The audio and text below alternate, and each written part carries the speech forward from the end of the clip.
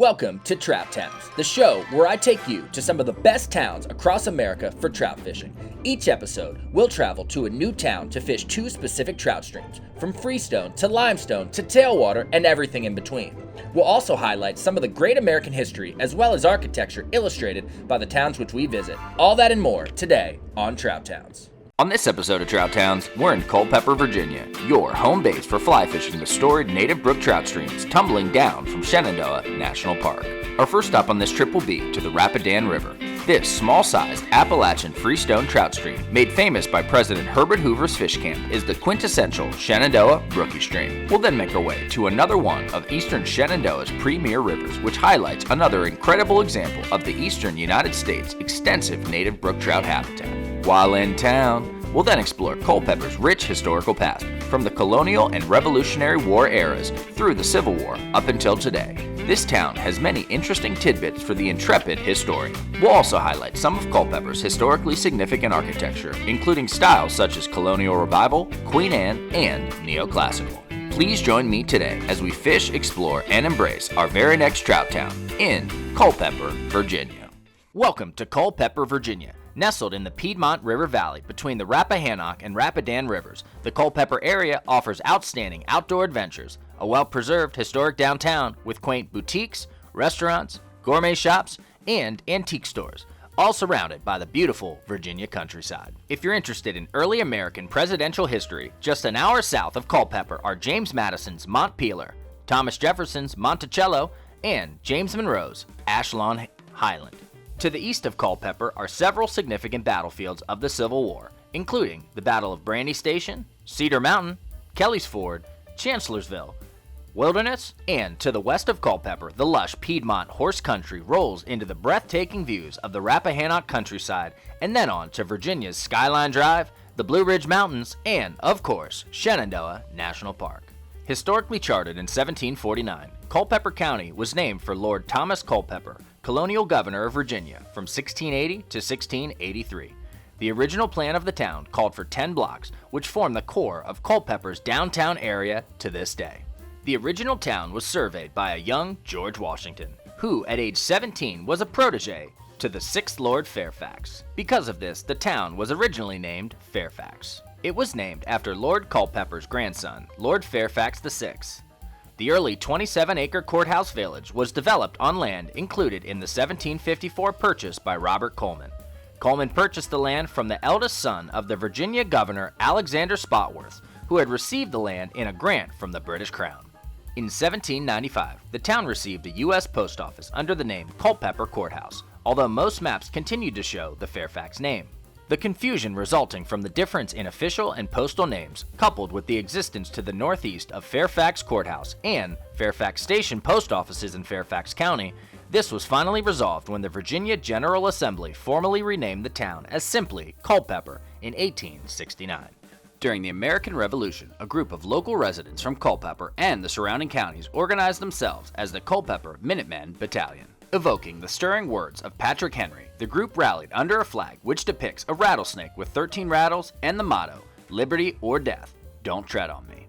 A heroic Culpepper resident named John Jameson was instrumental in exposing one of our country's worst traitors, Benedict Arnold. Jameson served as the Culpeper County Court Clerk from 1772 to 1810, and was a captain and company commander in the original Culpepper Minutemen Battalion when it formed in 1775 in September. Together, he and the Minutemen fought in the first Revolutionary War battle on Virginia soil at Great Bridge.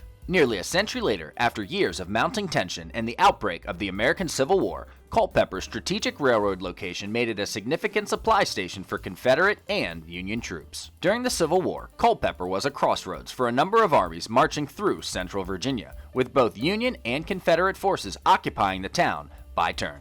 The town witnessed more than 100 battles and skirmishes during this divisive war, and most of the houses in town were used for military lodging and hospitals. The Civil War caused great devastation in the Culpeper vicinity, with heavy loss of life, firearms, houses, buildings, and historical artifacts. After the war, and years of reconstruction, the town of Culpepper grew to become a thriving regional market center. Improvements in the railroad system and the development of refrigerated cars spurred industrial and economic growth. The 20th century brought far-reaching changes to the town, with growth in the popularity of automobiles. Construction of a bypass around the town in the late 1960s pulled residential, commercial, and industrial growth away from the town's center.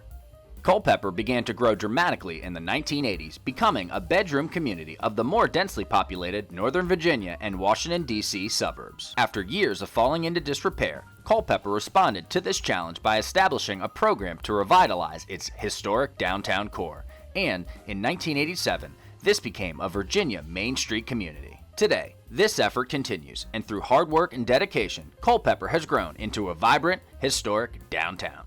When discussing Culpepper, we'd be remiss if we didn't highlight Shenandoah National Park and its unique history within the National Park Service. Shenandoah National Park is a national park that encompasses part of the Blue Ridge Mountains in Virginia. The park is long and narrow, with the Shenandoah River and its broad valley to the west, and the rolling hills of the Virginia Piedmont to the east. Skyline Drive is the main park road, generally traversing along the ridgeline of the mountains. Almost 40% of the parkland, approximately 80,000 acres, has been designated as wilderness areas and is protected as part of the National Wilderness Preservation System. The highest peak in the park is Hawksbill Mountain at 4,051 feet. The park encompasses part of 8 counties. On the west side of Skyline Drive, they are, from northeast to southwest, Warren, Page, Rockingham, and Augusta counties. On the east side of Skyline Drive, they are Rappahannock, Madison, Greene, and Albemarle counties. The park stretches for 105 miles along Skyline Drive from near the town of Front Royal in the northeast to near the city of Waynesboro in the southeast, with the park's headquarters being located in Luray. Historically, legislation to create a national park in the Appalachian Mountains was first introduced by freshman Virginia Congressman Henry D. Flood in 1901, but despite the support of President Theodore Roosevelt, it failed to pass. The first national park was Yellowstone, signed into law in 1872. Yosemite National Park was created then in 1890. When Congress created the National Park Service in 1916, additional parks had maintained the western pattern, with Crater Lake in 1902, Wind Cave in 1903, Mesa Verde in 1906, then Denali in 1917. Grand Canyon, Zion, and Acadia were all created in 1919 during the administration of Virginia-born President Woodrow Wilson. Acadia finally broke the western mold, becoming the first eastern national park. It was also based on donations from wealthy private landowners. Stephen Mather, the first MPS director, saw a need for a national park in the southern states and solicited proposals in his 1923 year-end report. In May 1926, Congress and President Calvin Coolidge authorized the National Park Service to acquire a minimum of 250,000 acres and a maximum of 521,000 acres to form Shenandoah National Park, and also authorized the creation of Great Smoky Mountains National Park as well. However, the legislation also required that no federal funds would be used to acquire the land. Thus, Virginia needed to raise private funds and could also authorize state funds and use its eminent domain power to acquire the land to create Shenandoah National Park. Virginia's Democratic gubernatorial candidate, Harry F. Byrd, supported the creation of Shenandoah National Park, as did his friend William E. Carson, a businessman who had become Virginia's first chairman of the Commission on Conservation and Development. Development of the western national parks had assisted tourism, which produced jobs, which Byrd and local politicians supported. The land that became Shenandoah Park was scenic, mountainous, and also had lost about half of its trees due to the chestnut blight, which was incurable and affected trees as they reached maturity. However, the land on which Shenandoah would be located had been held as private property for over a century, with many farms and orchards existing there. After Byrd became governor and convinced the legislature to appropriate $1 million for land acquisition and other work, Carson and his team tried to figure out who owned the land. They found that it consisted of more than 5,000 parcels, some of them inhabited by tenant farmers or squatters who were ineligible to receive compensation. Some landowners, including wealthy resort owner George Freeman Pollock and Luray realtor and developer L. Ferdinand Zirkel, had long wanted the park created and formed the Northern Virginia Park Association to win over the National Park Selection Committee. Many local families who had lived in the area for generations did not want to sell their land, and some refused to sell at any price.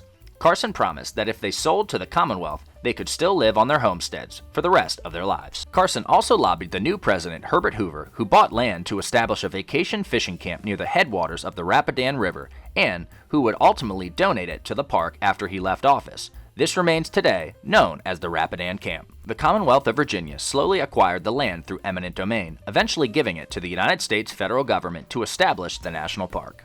Upon Stephen Mather's death in 1929, the new National Park Service Director, Horace M. Albright, also decided that the federal agency would only accept vacant land, so even elderly residents would be forced to leave.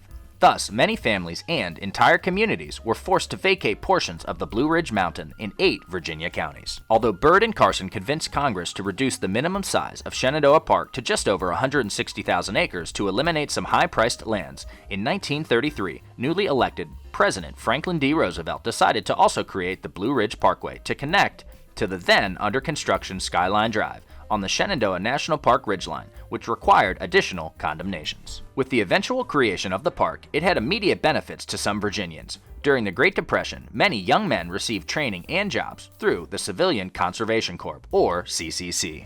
The first CCC camp in Virginia was established in the George Washington National Forest near Luray, and Governor Pollard quickly filled his initial quota of 5,000 workers.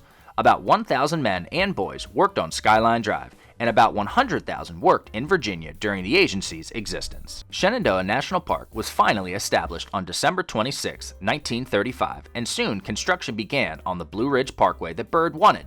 Franklin Delano Roosevelt formally opened Shenandoah National Park on July 3, 1936. With attractions like Skyline Drive, historic lodges, vista views, visitor centers, and picnic areas, Shenandoah has many amenities for the auto touring aficionados. In addition, activities such as hiking, backcountry camping, waterfalls, wildlife viewing, including black bear, white-tailed deer, and coyote, just to name a few, as well as ranger programs and especially fly fishing, draws visitors, including myself, back to this park year after year. Now, with that brief history provided, let's go give the Rapidan River in Shenandoah National Park the old college try.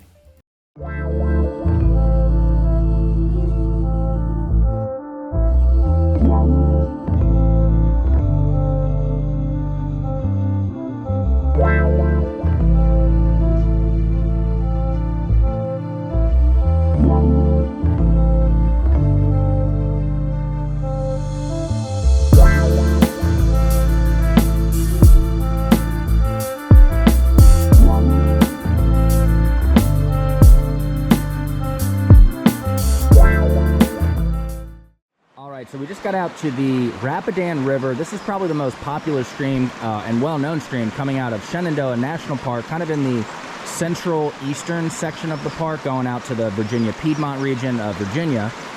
This is kind of a small to medium-sized stream here in the park. It should have exclusively native brook trout. As you can see, the flow is a little bit high. They just got a real big deluge of rain. It's pretty cloudy today, might clear up a little bit later. We're gonna start out by throwing some dry flies. Maybe we'll nymph a little bit as well. This stream is made famous because of the fishing camp from President Herbert Hoover up further into Shenandoah National Park. We probably won't get up that far today. That's miles and miles up.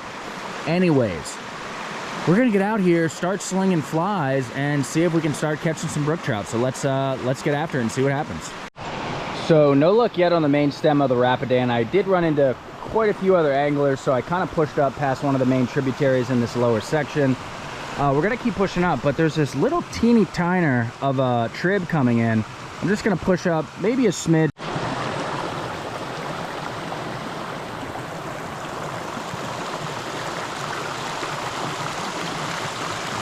All right, so we did just get a little teeny tiner out of this hole over here.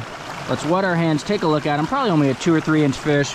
Really nice to see the different age classes, I always say. Not even gonna net him. He would slip through the net as he slipped through our fingers here. Let's take a look at him. Let's get him out of here. See you later, bud.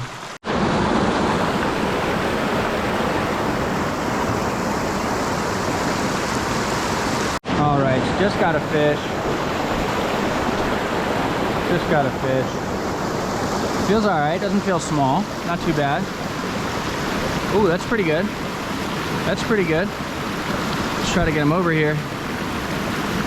And we got him. All right, so that's a solid, I don't know, 7-8 inch native brook trout. So let's get the hook out of him and take a look at him. All right, so we got a gorgeous Rapidan River, Southern Appalachian native brook trout. So let's take a look at him and get him out of here.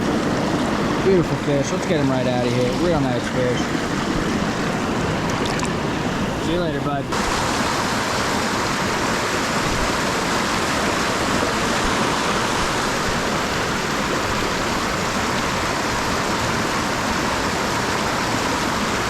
Got him. Got him.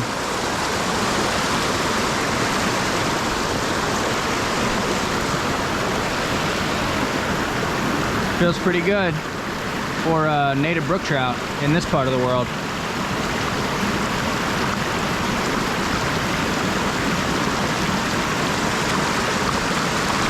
Ooh, got him. All right, so another cookie cutter 6, 7, 8 inch native brookie. That's a real healthy fish, so let's get the hook out of him. Take a freaking look at him. That's great.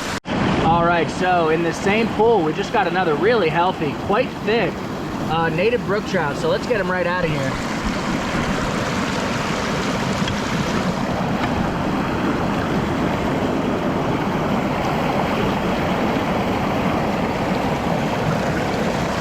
See you later, bud. See you later.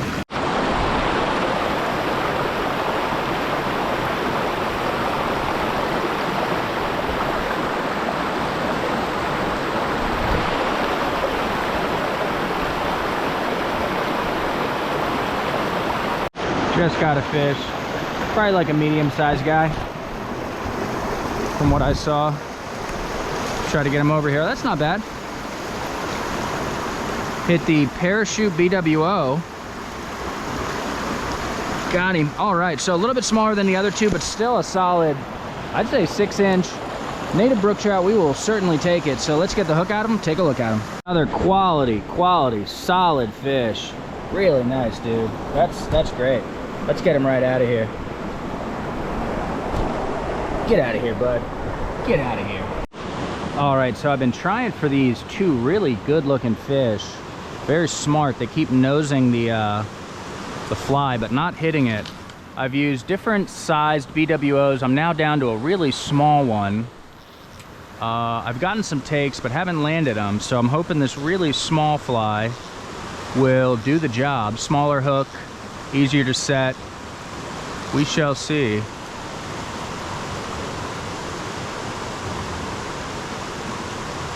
Terrible cast, not in any way where I wanted it to go. My fault, guys. My fault. And that was a great cast. All right, so I've stayed much longer at this hole than I normally would. I finally found my one and only, I think it's a quill Gordon or a blue quill or something like that. But I think that's actually what is good this time of year here. So we're gonna try that. Ooh, just had a take. Son of a gun. So maybe they like the quill. Maybe they like the quill. Son of a gun. Man, that was a hot take. That was a hot take. The sun just poked his head out for like the first time today, which is great. Although we're catching fish on dries, I actually haven't seen too many fish rise aside from rising to my dry flies. So I'm hoping now that the sun's out and the sun's pretty much gone already. Forget I said that. I'm hoping now more fish will be rising. It's getting later in the day, right around that fishy hour where fish do start to rise. So we shall see. Ooh, got him. Got him.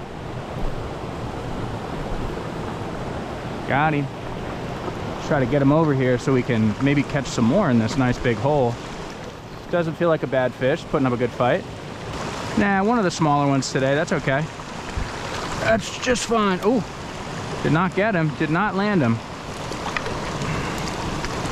And we got him. All right, so probably one of the smaller fish of the day, probably 5, 6 inches. Let's get the hook at him, take a look at him. Yeah, definitely on the smaller side. Still beautiful fish, beautiful fish. Let's get him right out of here. See you later, bud.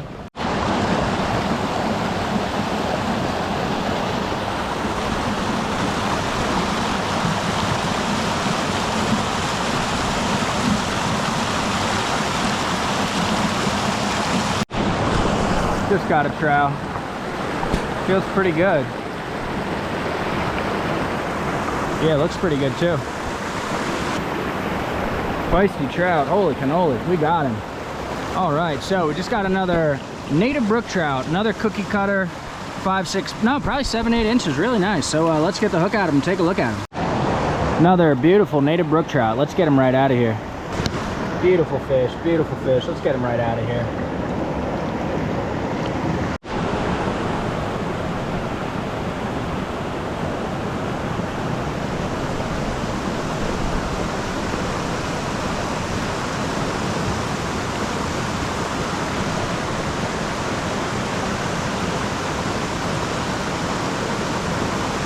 Got him. Got him.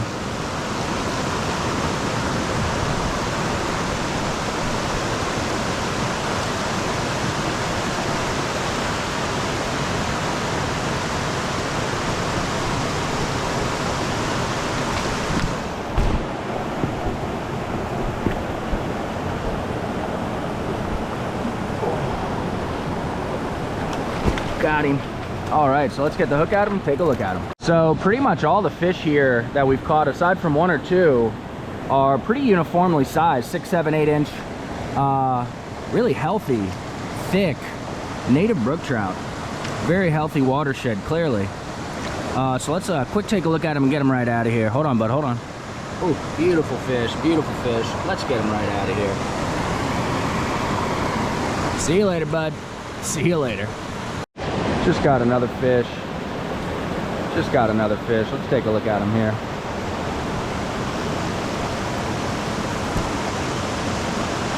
Hold on, bud. Hold on.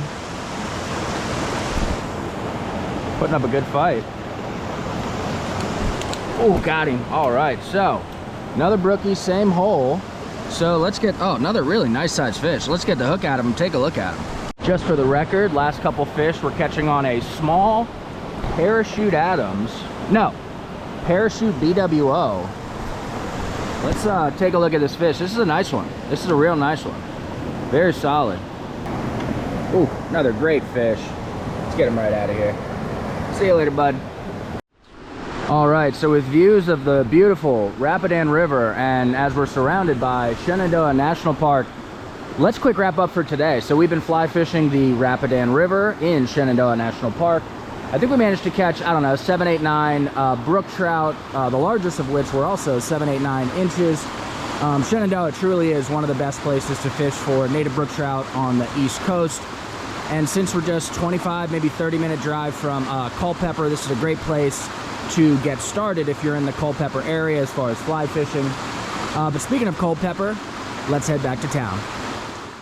The town of Culpepper was a relatively early adopter of preservation planning activities, including the creation of a National Register of Historic Places district. The Culpepper Historic District includes residential, commercial, church, school, warehouses, a train depot, government buildings, and banks, which represent the various architectural styles from the early 1800s all the way through the 1930s. The Culpepper Historic District represents various styles of architecture, including local vernacular, industrial, colonial revival, early 20th century, Queen Anne, Jeffersonian revival, neoclassical, American Foursquare, bungalow, Greek revival, and Italian age. With well over 100 contributing buildings in this historic district, let's take a look at some of the most notable buildings. Here we have the Culpeper County Courthouse, built in 1874. Also, we have the Municipal Building, built in 1928. Here we have the Jail and Sheriff's Office, built in 1908. Next up is St. Stephen's Episcopal Church, built in 1821. Also, we have the Culpepper Presbyterian Church, built in 1868. Take a look at Culpepper's Southern Railway Station, built in 1904. Also, the Farmers and Merchants Bank Block, built in 1900. Here we have the Masonic Building, built in 1902. And last up, the Second National Bank, built in 1912. Now, if you'll indulge me for just a few minutes, we'll go on an architectural walking tour of Culpepper, Virginia. And then, I promise, we'll get back to catching some nice trout.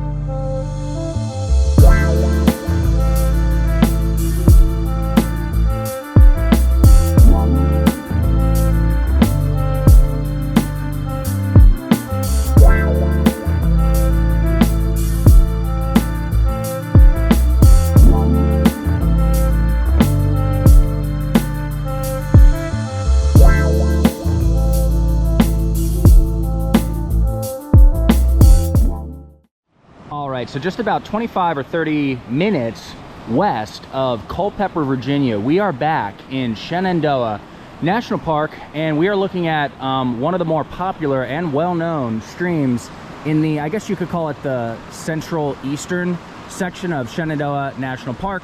We just got into the park. We're starting to work up into the mountains. This beautiful stream that we'll be fly fishing today eventually flows out into the equally beautiful Virginia Piedmont region of rolling hills, horse farms, beef cattle. It's a really beautiful area, some really nice old Victorian era type homes, probably even before that, colonial era. Anyways, we are in this beautiful stream. The flow, as you can see, is just gorgeous. This should have some native brook trout and potentially some wild brown trout, maybe even some stockers swimming up from some of the lower reaches outside of the park where they do stock. Anyways, we're gonna start by throwing out some generic dry flies, maybe like some parachute Adams or some Royal Wolves, just to see if there's any action on the top. And then if we don't get any bites on dries, we will switch to nymphing and just see what happens. It's a pretty nice day. It's gonna be in the mid-50s here in the mountains. A little breezy, but we're gonna make the best of it. So anyways, let's get out here and start fishing.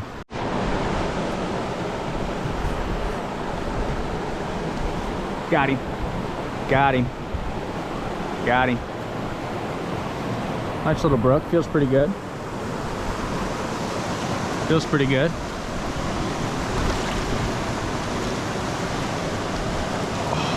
Let's get him in the net. All right, so not a bad brookie. Probably about 6 inches, real healthy. So let's get the hook out of him, take a look at him. All right, so we got a solid native brook trout. Let's quick take a look at him here. Beautiful fish. Hands are sopping wet, guys. That's a beaut. Let's get him right out of here. Woo!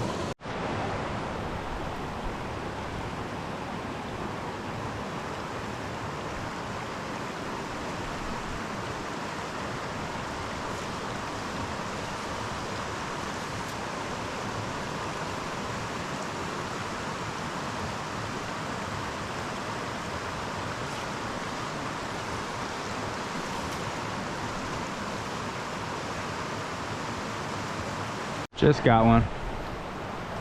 Ooh, he's fighting. That's a brookie. That's a brookie. Hopefully we can get him over here. He's got a lot of vigor, but we actually really appreciate vigor on this channel. A lot of channels don't. We do. Oh, that's nice. All right, so probably a solid. Oh, the hook popped right out of him. That's great. So we got a solid, probably 6-7 inch, really healthy looking native brook trout. So let's get the hook at him, get him right out of here. This is a really solid fish for Shenandoah. Of course they get bigger, especially on places like Big Run and others, but this is a great fish. So let's get him right out of here. He's got a lot of vigor. Let's just take a look at him. Ooh, beautiful fish, beautiful fish. Let's get him right out of here. Hands are sopping wet, guys.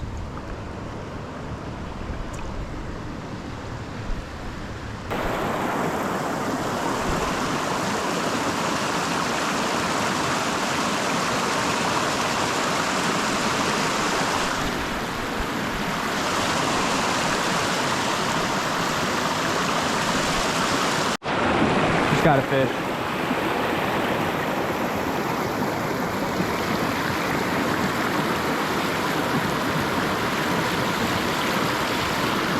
Get him over here. Another brookie. Oh, another nice little brookie. Let's get the hook at him, take a look at him. All right, so we just got another incredibly solid native brook trout. We're gonna gingerly get him out of here, guys. Ethical releases only, right? Ooh, yeah, another solid fish, nice and healthy. Let's get him right out of here. See you later, bud. See you later.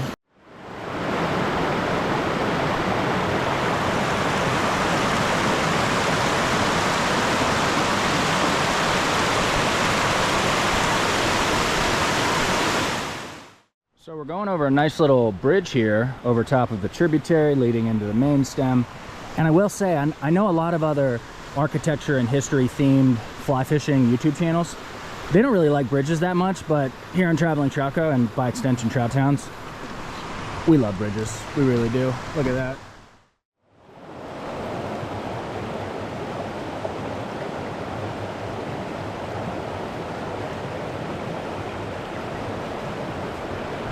Got him.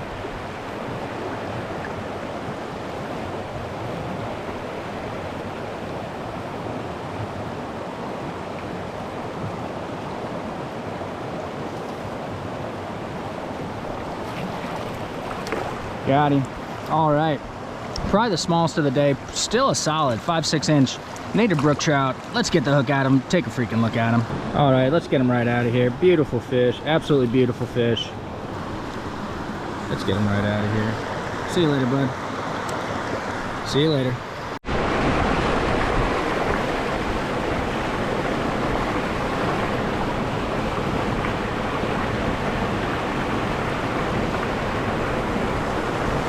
Just got a fish.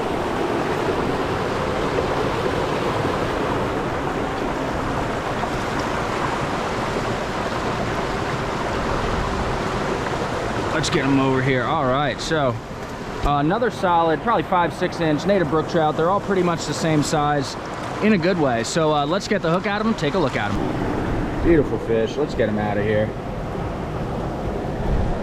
See you later, bud.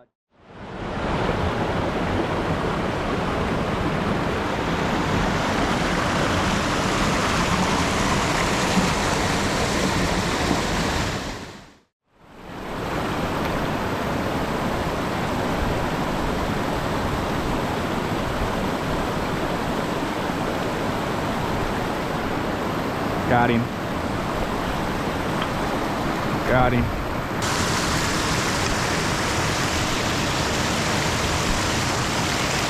Get him over here.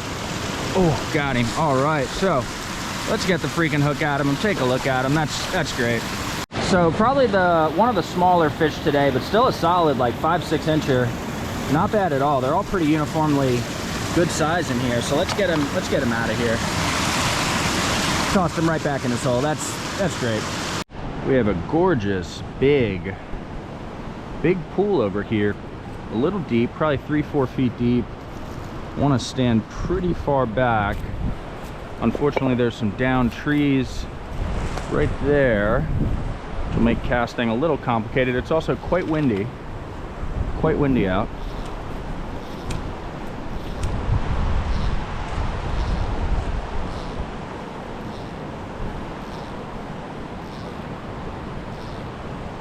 Put it right in the middle, and we're going to work up the hole as far as we can.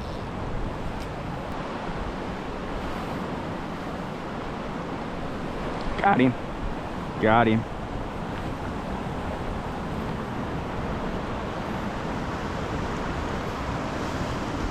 Let's try to bring him in, boys.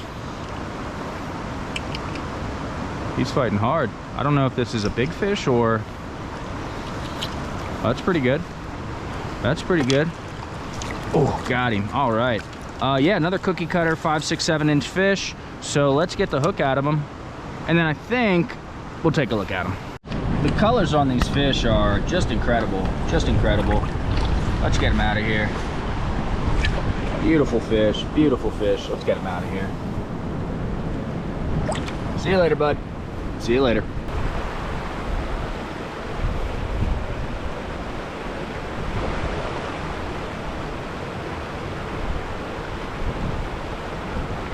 There's a fish. There's a fish.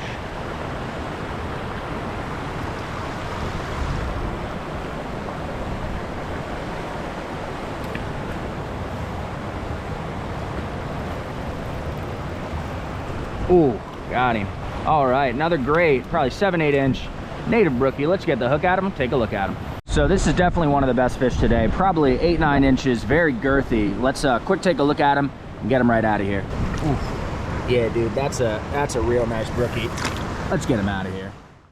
So as with all good things, our time on this stream must come to an end. So we've been fishing this beautiful freestone stream coming out of Shenandoah National Park pretty much all day. I think we managed to catch 7 or 8 native brook trout. All of them were up to, I want to say 6, 7, 8 inches. Maybe the biggest was 9. Who knows? But anyways, had a great time. Again, just 25-30 minutes or so from Culpepper on the eastern side, the Virginia Piedmont region of Shenandoah National Park. But yeah, I think that's all we got from this stream. From all of us here at Trout Towns, and by all of us, I sadly just mean myself, we'd like to thank you for watching today's episode. If you have any other trout towns you'd like me to visit, please drop me a comment in the comment section of this video. Also, if you enjoyed this video and would like to see me visit other trout towns across this great country, please consider subscribing to the Traveling Trout Co channel to give my life meaning. Also, go ahead and tap that like button. Just give it a tap. Trout Towns, brought to you by Traveling Trout Co., a company that's not really a company in any meaningful or significant way. Stay trouty, folks.